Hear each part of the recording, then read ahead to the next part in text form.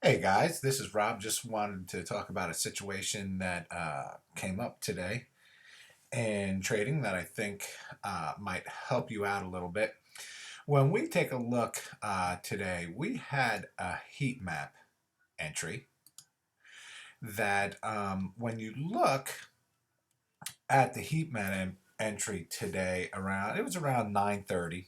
Um, and it had an entry that when you look at it, you saw pound was weak um, across the board. And I was asked why I did not go short the pound. I don't know what's going to happen later on today in trading and stuff, but you have to remember this heat map is not intended to be as an entry tool. It is intended to be a verification after you have an entry. Remember how we've talked about that before. Because when I take a look at my trading, this is how I have my thing set up. And this, you'll notice this is my pound. So I have my pound all across here. But if you take a look, I have a fresh cross down for the pound against the Aussie. But I am pretty much neutral on the USD, neutral on the against the CAD. I have a fresh cross down on the New Zealand, and I have a neutral on the yen, neutral on the Swiss, and neutral across here. This right here, there wasn't much of a thing telling me that I should be trading the pound short. So when I look at this, I really didn't see anything.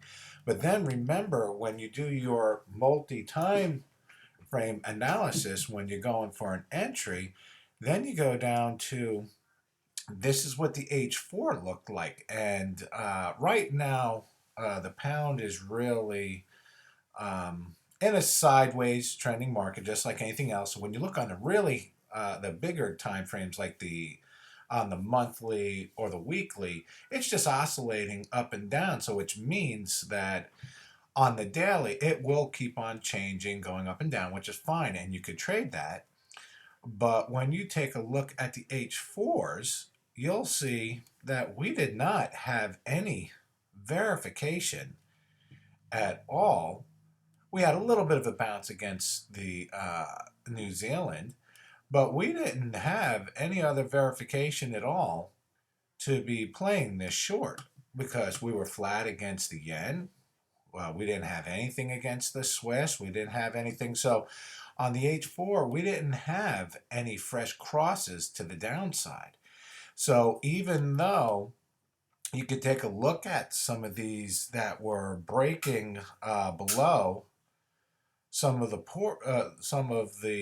support areas, like on the pound cat or something.